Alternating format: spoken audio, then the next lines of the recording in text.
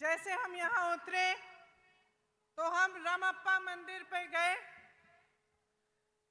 और मैं आपको दिल से बताना चाहती हूँ कि इतना सुंदर मंदिर मैंने अपने जीवन में नहीं देखा है।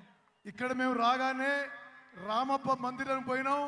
చాలా అద్భుతమైన చాలా సుందరమైన మందిరం అని చెప్పి నేను మనవి చేస్తున్నాను. ये धरती एक पवित्र धरती है.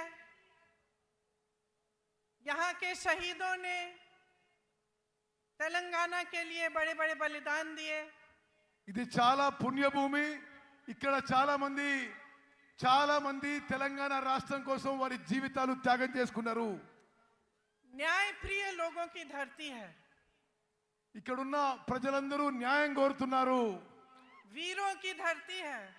ఇది వీరుల భూమి. ఇది वीर श्रीकांताचार्य जी को मेरा नमन. శ్రీకాంతాచార్యని నేను తెలంగాణ అమరవీరుని ఈరోజు తలుచుకుంటున్నాను. इन सब योद्धाओं ने आपके लिए एक बहुत बड़ा सपना देखा था. మీరందరూ కూడా ఒక పెద్ద తెలంగాణ అనే ఒక పెద్ద స్వప్నం చూసిండ్రు. ये सपना विकास का सपना था, रोजगार का सपना था और सामाजिक न्याय का सपना था. ఈ స్వప్నం ఈ కళ ప్రగతి గురించి ఉద్యోగాల గురించి సామాజిక న్యాయం గురించి మీ స్వప్నం ఉండింది. आपने इस सपने पे भरोसा किया.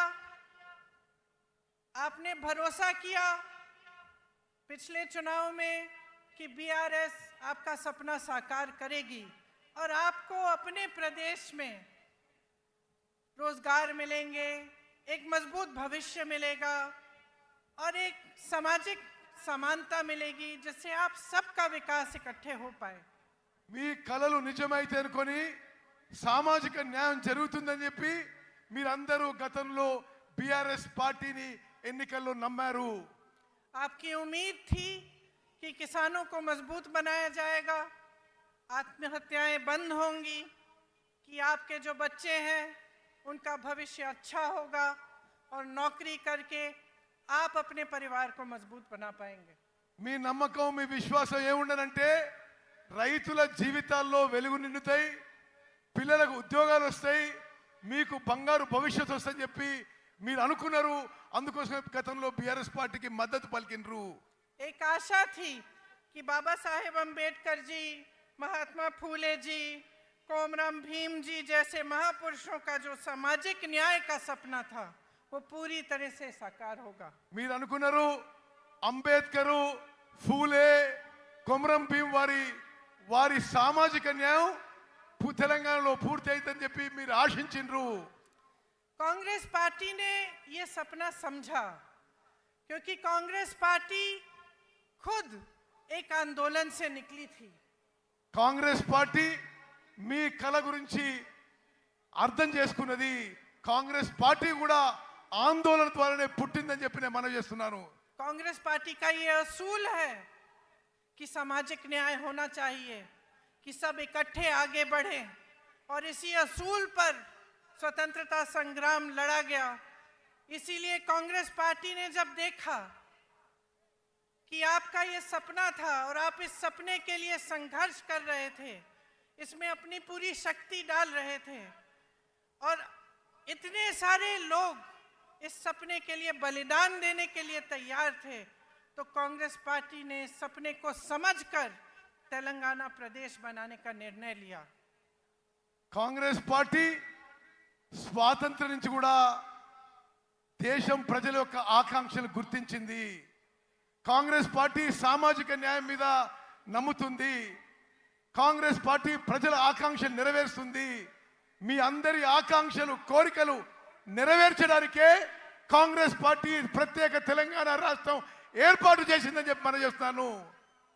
उस समय मेरी माताजी सोनिया जी कांग्रेस की अध्यक्ष थी और इस निर्णय को लेने में एक राजनीतिक वीरता भी थी क्योंकि वो जानती थी कि इस निर्णय को लेने से हो सकता है कि कांग्रेस की जो राजनीतिक जो यहाँ पे जो उसका स्तर है, हो सकता है कि कांग्रेस उस चुनाव को हारे जो अगला चुनाव है। మా అమ్మ సోనియా గాంధీ గారు తెలంగాణ రాష్ట్రం ఇవ్వడానికి నిర్ణయం తీసుకున్నప్పుడు కొంత రాజకీయ మూల్యం చెల్లించాల్సి వస్తుందని చెప్పి తెలిసి కూడా తెలంగాణ రాష్ట్రం ఏర్పాటు చేసిన విషయం మీకు గుర్తు చేస్తున్నాను। आजकल ज्यादातर पार्टी के नेता वही निर्णय लेते हैं जिससे उनका राजनीतिक स्वार्थ साधा जाता है, लेकिन सोनिया जी ने जब ये निर्णय लिया तो ये निर्णय आपके लिए लिया। उन्होंने ये कहा कि चाहे मेरी पार्टी तेलंगाना में न भी जीते, न भी सरकार बना पाए, तब भी ये तेलंगाना के लोगों का की ये चाहत है, कि सपना है, और इसे साकार करने के लिए उन्होंने आपकी भलाई के लिए और आपके पक्ष में ये निर्णय लिया। తెలంగాణ రాష్ట్రం ఇస్తే మూల్యం చెల్లించాల్సి వస్తుందని తెలిసినా ఈ రోజుల్లో రాజకీయ నాయకులందరూ కూడా రాజకీయ లబ్ధి కోసమే నిర్ణయాలు తీసుకుంటున్నా మా తల్లి గారు సోనియా గాంధీ గారు రాజకీయం నష్టపోయినా సరే తెలంగాణ ప్రజల ఆకాంక్ష కొరకు, తెలంగాణ ప్రజల త్యాగాలు గుర్తించి, తెలంగాణ ప్రజల కోరిక మేరకు తెలంగాణ రాష్ట్రం ఏర్పాటు చేసిన విషయం మీ అందరికీ మరోసారి మనవి చేస్తున్నాను। उनका सोच, कांग्रेस पार्टी की सोच एक छोटी सोच नहीं थी। उनका नजरिया आगे के लिए था, भविष्य के लिए था, आपकी मजबूती के लिए था। इसीलिए वो ये निर्णय ले पाई। और उन्हीं की तरह कांग्रेस पार्टी के जितने भी बड़े बड़े नेता रहे, चाहे जवाहरलाल नेहरू थे, चाहे इंदिरा थी, चाहे उनके बाद मनमोहन सिंह जी थे, चाहे राहुल जी हैं, और तेलंगाना के तमाम नेता हैं, आगे की सोचते हैं और आपकी भलाई के लिए सोचते हैं। और इसी सोच के लिए, इसी सोच के जरिए आपके प्रदेश को मजबूत बताने की बात करते हैं। తాత్కాలిక ప్రయోజనాల కోసమో కొద్ది దూరం చూసి ప్రయోజనాల కోసమో సోనియా గాంధీ గారు తెలంగాణ ఇవ్వలేదు। దూరపు చూపుతో మీ భవిష్యత్తు కోసం, మీ పిల్లల భవిష్యత్తు కోసం, మీ ఆకాంక్ష మేరకు సోనియా గాంధీ గారు తెలంగాణ ఏర్పాటు చేశారు। ఏ విధంగానైతే జవహర్లాల్ నెహ్రూ గారు, ఇందిరాగాంధీ గారు, రాజీవ్ గాంధీ గారు, రాహుల్ గాంధీ గారు దూర చూపుతో దేశం మంచి కోసం, సమాజం మంచి కోసం, ప్రజల కోసం మంచి కోసం నిర్ణయాలు తీసుకుంటారో, ప్రజల ఆకాంక్ష కోసం తెలుసుకుంటారో, మా తల్లి సోనియా గాంధీ గారు కూడా తెలంగాణ రాష్ట్రం ఏర్పాటు నిర్ణయం తీసుకున్నారు। इस सोच का प्रमाण ये है कि उनके कार्यकाल में बड़ी बड़ी संस्थाएं बनी आपकी भलाई के लिए, चाहे IIT, IIM, एम्स, ऐसी संस्थाएं बनी, आपका विकास हुआ, तो आप आगे बढ़ पाए। గత కాంగ్రెస్ పెద్దల హయాంలో పెద్ద పెద్ద సంస్థలు ఏర్పడ్డాయి। IIT కానీ, IIM కానీ, ఇటువంటి అన్ని దేశానికి ఎంతో లాభం చేసిన సంస్థలు ఏర్పడ్డ విషయం కూడా నేను గుర్తు చేస్తున్నాను। तो जो कांग्रेस की सरकारें बनी वो जनता की सरकारें थी, वो आपको मजबूत बनाने के लिए बनी, और उनमें दोनों चीज थी, नजरिया और नियत। अब जब हम नियत की बात करते हैं तो जितने भी काम होते हैं सरकार बगैर सही नियत के वो काम करती नहीं है। अगर सरकार की नियत ये हो कि आपको लूटना है और सिर्फ सत्ता में रहकर भ्रष्टाचार करना है, तो वो भलाई के काम नहीं कर पाती। కాంగ్రెస్ ప్రభుత్వాలు నీతి నిజాయితీతో కట్టుబడి ఉంటాయని చెప్పి నేను మనవి చేస్తున్నాను। ఇప్పుడు మీరు చూస్తున్న ప్రభుత్వాలు అవినీతితో మోసపూరిత విధానం అవలంబిస్తున్న విషయం కూడా మీరు గమనించాలని చెప్పి మనవి చేస్తున్నాను। तो आज हम सब इस मंच पे खड़े हैं और आपके सामने खड़े होकर हमने ये बात कही है कि तेलंगाना के लिए कांग्रेस पार्टी ने एक रोड मैप, एक विजन बनाया है। ఈ రోజు మీ అందరికీ మనవి చేస్తున్నా, కాంగ్రెస్ పార్టీ తెలంగాణ రాష్ట్రానికి ఒక రోడ్ మ్యాప్, ఒక విజన్ తయారు చేసి ఈ రోజు మీ ముందుకు వస్తున్నానని చెప్పి నేను మనవి చేస్తున్నాను। आपके लिए गारंटी लाए हैं। गारंटी क्या है? गारंटी वो चीजें हैं जो हम आज आपको बताना चाहते हैं कि हम आपके लिए करेंगे। और जितने भी कांग्रेस के प्रदेश हैं जिनमें हमने ऐसे गारंटी सामने रखे, उनमें हमने वो काम अभी से शुरू कर लिया है। మీ ముందుకి 6 గ్యారెంటీలు తీసుకొస్తున్నాం. గ్యారెంటీలు అంటే ఏంటిది? మేము ప్రభుత్వంలో రాగానే తెలంగాణ ప్రజలకు ఏమేం కార్యక్రమాలు చేయబోతున్నామో మరో విషయం మీకు చెప్పాలి. ఏ రాష్ట్రంలో మేము అధికారంలో వచ్చినా మేము ఇచ్చిన హామీలు గ్యారెంటీలు అమలు చేసి చూపెట్టామని చెప్పి నేను మనవి చేస్తున్నాను. मेरी बहनें यहाँ बैठी हैं, आप दिन रात मेहनत करती हैं, मैं जानती हूँ, और पूरे समाज का जो बोझ है आप अपने कंधों पर लेते हैं। बच्चों की परवरिश, घर की देखभाल, उसके साथ साथ बाहर जाके काम करना, खेती में मेहनत करना, या कोई नौकरी हो तो वहाँ नौकरी करना, ये सब आप करती हैं। और आज आप कितनी महंगाई का सामना कर रही हैं, चाहे गैस का सिलेंडर हो, चाहे तेल हो, चाहे कुछ भी हो।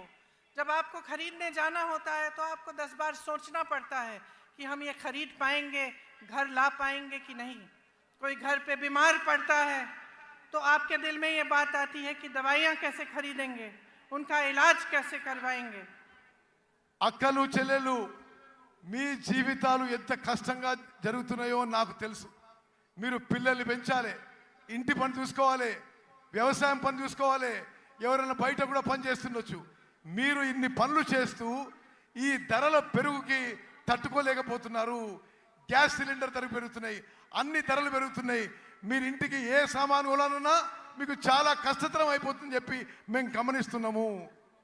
और ये सब मेहनत, ये संघर्ष, इन संकटों का सामना आप इसलिए करती हैं ताकि आपके बच्चे बड़े होकर अपना भविष्य बना पाएं। మీరు అంతా ఎందుకు కష్టపడుతున్నారు? మీ పిల్లలు పెద్దోళ్ళై ప్రయోజకులై మంచి భవిష్యత్తు ఉండాలని చెప్పి నా అక్కలు చెల్లెళ్ళు మీరు కష్టపడుతున్నారు. लेकिन यहाँ आज परिस्थिति ये है कि 40 लाख युवा बेरोजगार हैं। కానీ ఈరోజు తెలంగాణలో పరిస్థితి ఏంటంటే 40 లక్షల మంది మీ పిల్లలు, 40 లక్షల మంది మన పిల్లలకి నిరుద్యోగులుగా తెలంగాణలో నిలిచిపోయిన విషయాన్ని మనం చేస్తున్నాను. बीआरएस ने वादा किया था कि हर परिवार को एक नौकरी दिलवाई जाएगी। आज लाखों पद खाली हैं, लेकिन नौकरियां नहीं दी गई हैं। టిఆర్ఎస్ పార్టీ ఇంటికో ఉద్యోగం చెప్పిండ్రు, ఇంటికో ఉద్యోగం. కానీ ఈరోజు లక్షల ఉద్యోగాలు ఖాళీగా ఉన్నా బీఆర్ఎస్ పార్టీ ఉద్యోగాలు నింపలేదనే విషయం మీరు గమనించాలి. और स्थिति ये है कि भर्तियों में भी भ्रष्टाचार है। एक बच्ची ने आत्महत्या की और उस पर भी सवाल उठाया गया कि उसने एप्लीकेशन ही नहीं भरा था। ये परिस्थितियां हैं कि जो संकट है, जो युवाओं का दर्द है, उसे समझने और सुलझाने के बजाय उन पर उंगलियां उठाई जाती हैं, लेकिन रोजगार नहीं दिए जाते, आपके लिए, आपके विकास के लिए काम नहीं किया जाता। ఉద్యోగాలు నింపే ప్రక్రియలో బీఆర్ఎస్ ప్రభుత్వంలో అవినీతి జరుగుతుంది. చాలా మంది యువకులు తట్టుకోలేక ఆత్మహత్య చేస్తుంటే వారి క్యారెక్టర్ మీద కూడా ఈ ప్రభుత్వం పెద్దలు ఏలెత్తి చూపుతున్నారు. ఉద్యోగాలు ఇవ్వకపోగా ఉద్యోగంలో నింపే ప్రక్రియలో ఈ టిఆర్ఎస్ ప్రభుత్వంలో అవినీతి లూటీ జరుగుతున్న విషయం నేను మనవి చేస్తున్నాను. उस्मानिया जैसी यूनिवर्सिटीज में अध्यापकों और पैसों की कमी है। एक भी नई सरकारी यूनिवर्सिटी नहीं बनाई गई। इनके पूरे कार्यकाल में आप देखेंगे तो सिर्फ प्राइवेट यूनिवर्सिटियां बनी हैं, और उनमें से आधी इन्हीं के नेताओं की है, ताकि आपको फीस बड़ी बड़ी भरनी पड़े, लेकिन आपके लिए सही सुविधा नहीं बने। ఉస్మానియా లాంటి యూనివర్సిటీలో టీచింగ్ నాన్ టీచింగ్ ఫ్యాకల్టీకి రిక్రూట్మెంట్ జరగలేదు. బీఆర్ఎస్ ప్రభుత్వం వచ్చిన తర్వాత ఒక్క కొత్త గవర్నమెంట్ యూనివర్సిటీ కూడా తెరవలేదు. కేవలం ప్రైవేట్ యూనివర్సిటీస్ తెరిచి పెద్ద ఫీజు పెట్టి మీ పిల్లలకి మీకు ఇబ్బంది కలుగుతుంది ఈ బీఆర్ఎస్ ప్రభుత్వంలో చెప్పి మనం చేస్తున్నాను. इसलिए युवाओं के लिए हमारी जो गारंटी है उसमें हमने कहा है कि तेलंगाना आंदोलन के शहीदों के परिवार को एक सरकारी नौकरी दिलवाएंगे। उनके माता पिता या पत्नी को 25,000 रुपए मासिक पेंशन मिलेगा। 2 लाख खाली सरकारी पद हैं, उनको हम 1 साल के अंदर भरेंगे, और बेरोजगार युवाओं को 4,000 रुपए प्रति माह बेरोजगारी का भत्ता मिलेगा। మేమిచ్చిన హామీలలో తెలంగాణ అమరవీరులకి పెద్ద ఎత్తున గౌరవం ఇస్తాము. తెలంగాణ నిరుద్యోగ యువతకి 4,000 రూపాయలు నిరుద్యోగ భృతి ఇస్తాము. తెలంగాణ నిరుద్యోగ యువతకి 5 లక్షల రూపాయలు ఇవ్వబోతున్నాము. తెలంగాణలో ఉన్న ఖాళీ ఉన్న 2 లక్షల ఉద్యోగాలు 1 సంవత్సరంలో భర్తీ చేయబోతున్న విషయం నేను మనవి చేస్తున్నాను. गल्फ देशों में रोजगार की संभावनाओं को मजबूत करने के लिए स्पेशल गल्फ सेल बनाया जाएगा।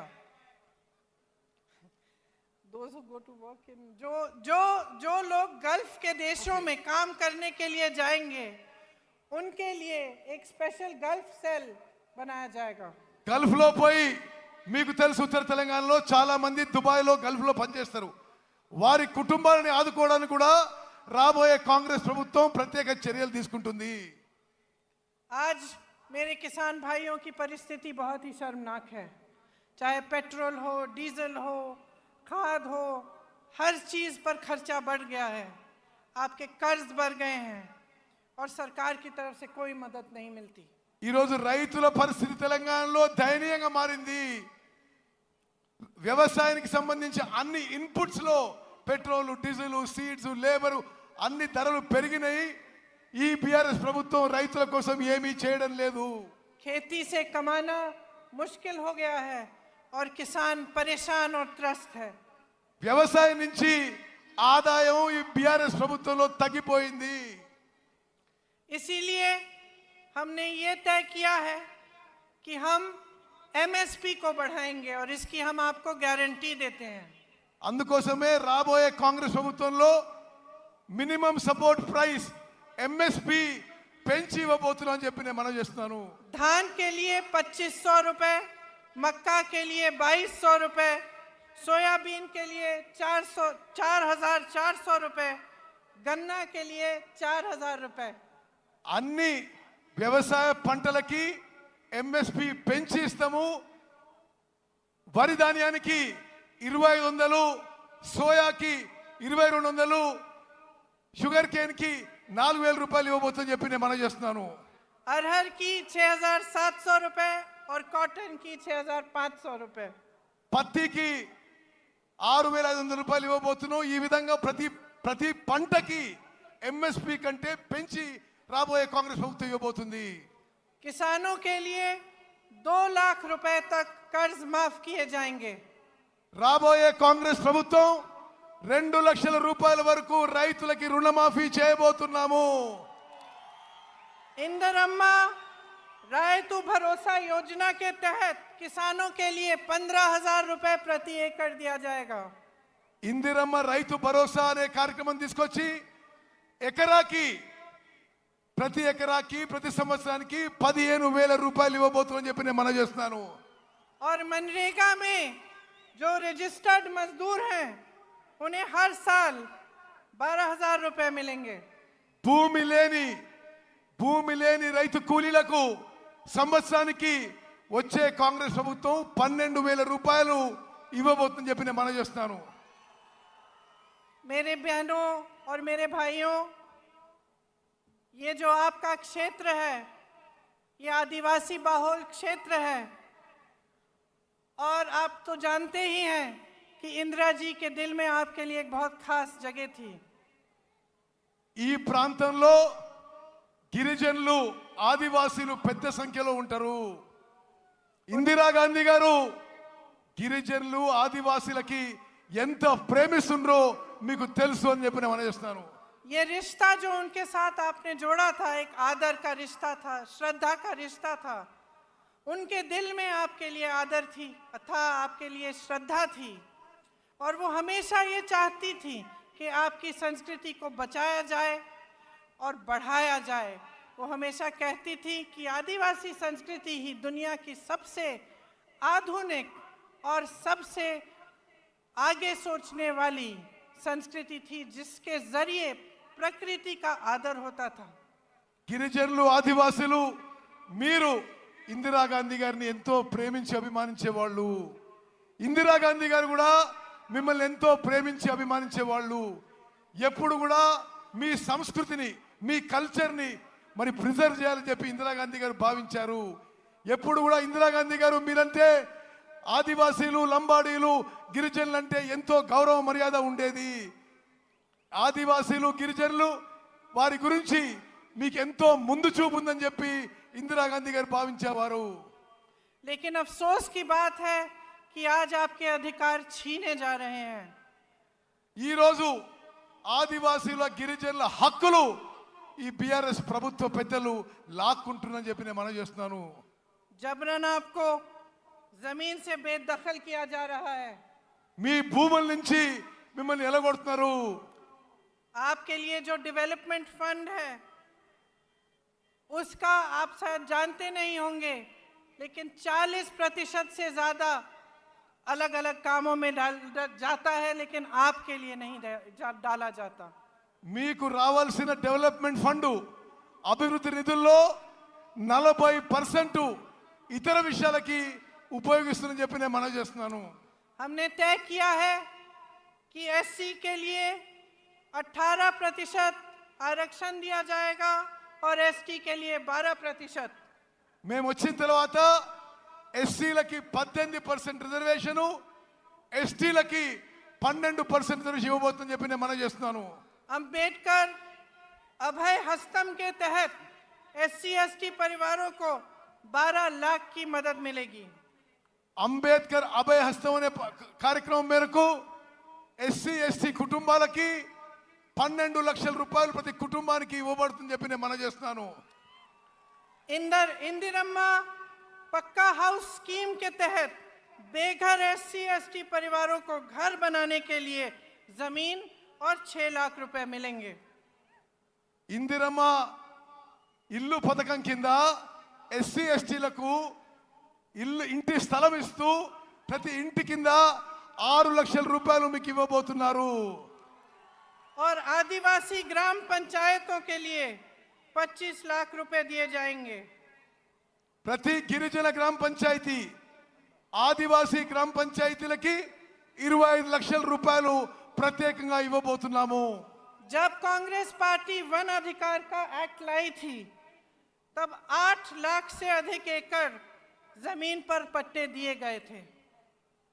ఈ ఫారెస్ట్ రైట్స్ యాక్ట్ కాంగ్రెస్ ప్రభుత్వం తీసుకొచ్చినప్పుడు 8 లక్షల ఎకరాలు ఫారెస్ట్ రైట్స్ యాక్ట్ కింద తెలంగాణలో కాంగ్రెస్ ప్రభుత్వం మీకు 8 లక్షల ఎకరాలు ఇవ్వడం జరిగింది. आपको याद होगा कि पोडू लैंड्स के पट्टे आपको मिले थे. పోడు ల్యాండ్స్, పోడు భూముల పట్టాలు గత కాంగ్రెస్ ప్రభుత్వం మీకు ఇచ్చింది. लेकिन बीआरएस सरकार ने ये सब बंद कर दिया. బీఆర్ఎస్ ప్రభుత్వం ఈ కార్యక్రమాన్ని పూర్తిగా నిర్వీర్యం చేసింది, ఆపేసింది. मैंने महिलाओं की बात की. मेरी बहनों, आपके लिए महालक्ष्मी योजना के तहत 2500 रुपए हर महीने दिए जाएंगे. మహాలక్ష్మి పథకం కింద నా అక్కలు, చెల్లెళ్ళు మీ అందరికీ నెలకి 2500 రూపాయలు ఇవ్వబోతున్నాము. गैस सिलेंडर 500 रुपए का मिलेगा. और जो लड़कियां शिक्षा प्राप्त कर रही हैं और 18 साल की उम्र से ऊपर की हैं, उन्हें एक इलेक्ट्रिक स्कूटर दिया जाएगा. గ్యాస్ సిలిండరు, అందరికీ గ్యాస్ సిలిండరు 500 రూపాయలకే గ్యాస్ సిలిండర్ ఇవ్వబడుతుంది. అదేవిధంగా 18 ఏళ్ళు దాటిన నా చెల్లెలకి, చదువుకున్న వాళ్ళకి ఎలక్ట్రిక్ స్కూటీ ఇవ్వబోతున్నాము. देखिए, आपको चुनना है. एक तरफ बीआरएस की सरकार है. शुरू में उन्होंने तेलंगाना की बात की थी, लेकिन आज भाजपा के साथ पूरी तरह से मिल चुके हैं. आज सरकार वो नहीं चला रहे हैं. मोदी जी रिमोट कंट्रोल से चला रहे हैं. బీఆర్ఎస్ వాళ్ళు ముందు తెలంగాణ గురించి ఆలోచన చేసినారు, కానీ ఇప్పుడు పూర్తి స్థాయిలో బీజేపీతో మిలాఖాత్ అయిపోయినరు. BRS BJP కలిసిపోయినాయి. ప్రభుత్వం రిమోట్ కంట్రోల్తో నరేంద్ర మోదీ నడిపిస్తున్నాడు. Land mafia, sand mafia, mine mafia, wine mafia सबके साथ मिले हुए हैं. जिस तरफ आप देखो आपको भ्रष्टाचार ही भ्रष्टाचार दिख रहा है. जहां लूट सकते थे वहां से लूट रहे हैं। Sand mafia, land mafia, wines mafia, mines mafia అన్ని కలిసిపోయినాయి బీఆర్ఎస్ ప్రభుత్వంలో. ఎక్కడెక్కడి నుంచి లూటీ చేయాలో మిమ్మల్ని లూటీ చేస్తున్నారు బీఆర్ఎస్ పార్టీ వాళ్ళు. और सरकार का ध्यान महंगाई को मिटाने पर नहीं है, रोजगार बनाने को पर नहीं है, आपको मजबूत करने पर नहीं है। सरकार का ध्यान सिर्फ इन माफियाओं को बचाने में लगा हुआ है। ఈ ప్రభుత్వం యొక్క దృష్టి మీ పిల్లల ఉద్యోగాలు ఇవ్వడంలో కానీ మీ జీవితాలు మెరుగుపరచడంలో లేవు. ఈ మాఫియాలను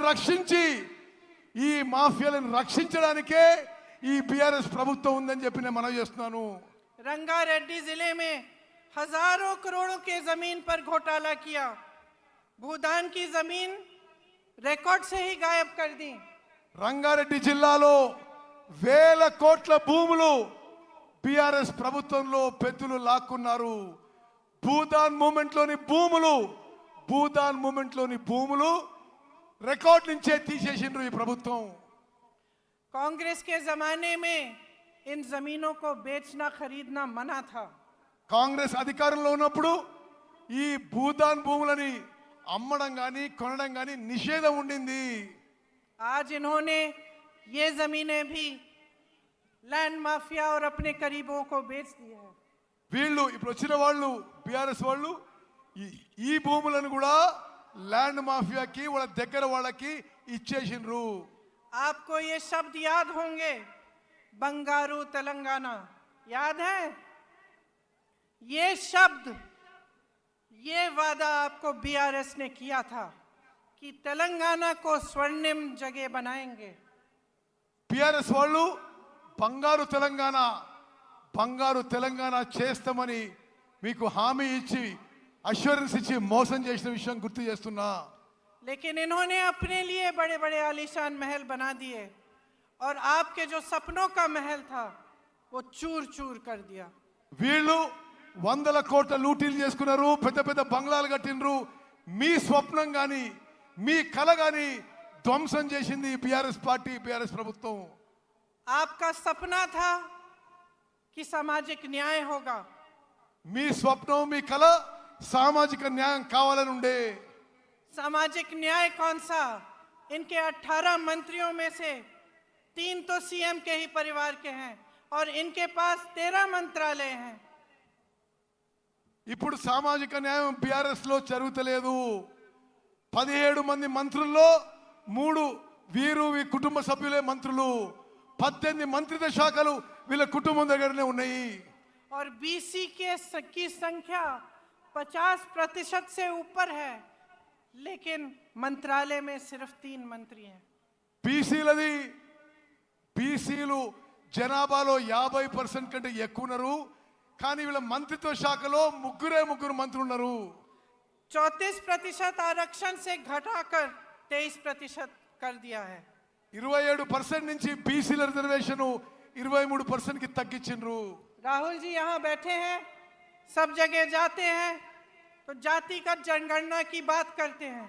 बिहार में ये जनगणना की गई, पता चला कि ओबीसी, आदिवासी, शेड्यूल कास्ट के 84% लोग हैं. और आप सोचिए और अपने आप से पूछिए कि 84% लोग हैं बिहार प्रदेश में, लेकिन उनका प्रतिनिधित्व नहीं है. బీహార్లో ఏ విధంగా అయితే బీసీలో కాస్ట్ సెన్సస్ జరిగిందో దేశవ్యాప్తంగా కాస్ట్ సెన్సస్ జరగాలని చెప్పి రాహుల్ గాంధీ గారు దేశమంతటా పర్యటన చేస్తున్నారు. ఎస్సీ ఎస్టీ బీసీల సంఖ్య ఎక్కువ ఉన్నా తగిన స్థాయిలో వారికి న్యాయం జరగడం లేదని చెప్పి మేము మనవి చేస్తున్నాము. सच्चाई ये है कि हमारे पूरे देश की यही असलियत है. हम कहते हैं कि जातिगत जनगणना करिए और ये चुप हो जाते हैं. ये गिनती भी नहीं करना चाहते कि कितने बीसी है, कितने एससी है, कितने एसटी हैं. इनको अपना हक देना छोड़िए, गिनती से डर रहे हैं. వీళ్ళిప్పుడు ప్రభుత్వంలో ఉన్న వాళ్ళు కాంగ్రెస్ పార్టీ కోరుతుంది క్యాస్ట్ వైడ్ సెన్సస్ చేయాలని. నరేంద్ర మోదీ ప్రభుత్వం దీనికి నోరు మూసుకొని కూర్చుంది. వాళ్ళ హక్కులు ఇవ్వడం దూరంగా పెట్టండి, కనీసం క్యాస్ట్ వైట్ సెన్సెస్ చేయడానికి కూడా మోదీ ప్రభుత్వం ముందుకు రావడం లేదు. तो ये सामाजिक न्याय देंगे कैसे? లెక్కలే చేయనప్పుడు, కులపరంగా సెన్సెస్ అయినప్పుడు వీళ్ళు న్యాయం ఎట్లా చేస్తారు, సామాజిక న్యాయం ఎట్లా చేస్తారు? इनकी बातें खोखली हैं। चुनाव के समय बड़ी बड़ी बातें करते हैं, उसके बाद भूल जाते हैं। लूट में, भ्रष्टाचार में, इन्हीं चीजों में व्यस्त रहते हैं। వీళ్ళ మాటల్లో అర్థం లేదు, మోసపూరిత మాటలు. ఎలక్షన్స్ లో ఏదో మాటలు చెప్పి వాగ్దానం చేసి పూర్తిగా మర్చిపోతారు, జనాన్ని మోసం చేస్తున్నారు. मोदी जी ने कितने बड़े बड़े वादे किए थे। ट्राइबल यूनिवर्सिटी बनाएंगे, स्टील प्लांट लगवाएंगे, हॉर्टिकल्चर यूनिवर्सिटी बनाएंगे। क्या बनाया? మోదీ గారు పెద్ద పెద్ద మాటలు మాట్లాడిండు. ట్రైబల్ యూనివర్సిటీ పెడతా అన్నాడు, స్టీల్ ఫ్యాక్టరీ పెడతా అన్నాడు, హార్టికల్చర్ యూనివర్సిటీ పెడతా అన్నాడు. ఏది ఒక్క అంగుళం కూడా ముందుకు పోలేదు. जो बनाया वो सब अपने बड़े बड़े उद्योगपति दोस्तों को सौंप दिया।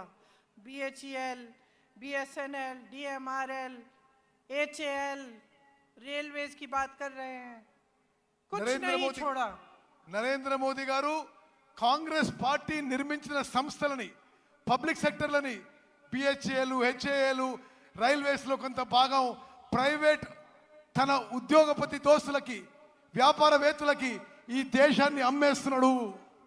60 लाख करोड़ की कंपनियां 6 लाख करोड़ में बेच डाली। 7 లక్షల కోట్ల కంపెనీలు 6 లక్షల కోట్లు అమ్ము చేయబడుతున్నాయి. ना इन्होंने जो बनी हुई संस्थानी थी उनकी बचत, उनकी हिफाजत की, ना इन्होंने कुछ नया बनाया। सिर्फ नए नए वादे, नए नए बातें करते रहे। तो बहनों और भाइयों, मैंने बहुत लंबा बोल लिया है, लेकिन इस सब चीज़ों का, जितनी भी बातें मैंने की हैं, इनका एक ही सार है। आप समझदारी से अपना वोट दो, आप विवेक से अपना वोट दो, और देखो कि आपके जीवन का क्या अनुभव है। आपके जीवन में तरक्की आई है कि नहीं? अगर नहीं आई है तो आप देखिए कि कांग्रेस के प्रदेशों के लोगों में तरक्की आई है कि नहीं। क्या कर रही है कांग्रेस? जहां जहां गारंटी दी है, क्या वो गारंटी पूरी कर रही है कि नहीं? ఇప్పుడు అధికారంలో ఉన్న వాళ్ళు కళ్ళబొల్లి మాటలు చెప్పి మిమ్మల్ని మోసం చేస్తున్నారు. మీ జీవితాల్లో ఏమైనా మార్పు వచ్చిందా తెలంగాణలో? ఇప్పుడు అధికారంలో ఉన్న వాళ్ళు ఏమీ చేయలేదు. జాగ్రత్తగా ఆలోచన చేసి ఓటేయండి. కాంగ్రెస్ పాలిత రాష్ట్రాల్లో సామాన్య ప్రజల జీవితాల్లో మెరుగు వచ్చింది. మీరు కూడా కాంగ్రెస్ పాలిత రాష్ట్రాలకు చూడండి అని చెప్పి నేను మనవి చేస్తున్నాను. और आप सबसे पहले नेता और पार्टी की नीयत देखिए।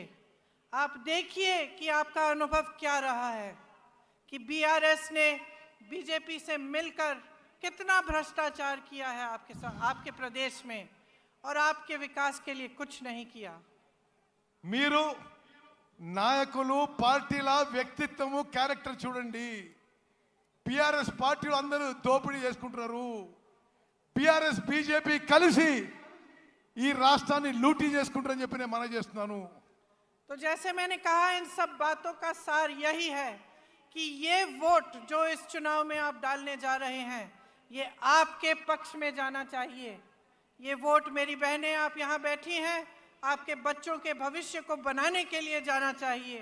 मेरे भाई आप सब यहाँ हैं, आपको रोजगार मिलना चाहिए, आप विकसित हो, आप फूले फले और आपका भविष्य अच्छा हो, इसलिए आपका वोट जाना चाहिए। అక్కలు చెల్లెళ్ళు, మీ పిల్లల భవిష్యత్తు, మీ పిల్లల ఉద్యోగాల కోసం ఈసారి మీరు ఓటేయండి. అన్నలు తమ్ముళ్ళు, మీ భవిష్యత్తు కోసం, మీ ఉద్యోగాల కోసం, మెరుగైన జీవితం కోసం ఓటేయాలని చెప్పి నేను మనవి చేస్తున్నాను. तो सोच समझ के अपना वोट डालिए। आप जानते हैं कि यहाँ के उम्मीदवार सीतक्का जी और सत्यनारायण बोपापल्ली जी हैं। इनको भारी से भारी बहुमत से जिताइए और अपने भविष्य को मजबूत बनाइए। जय हिंद।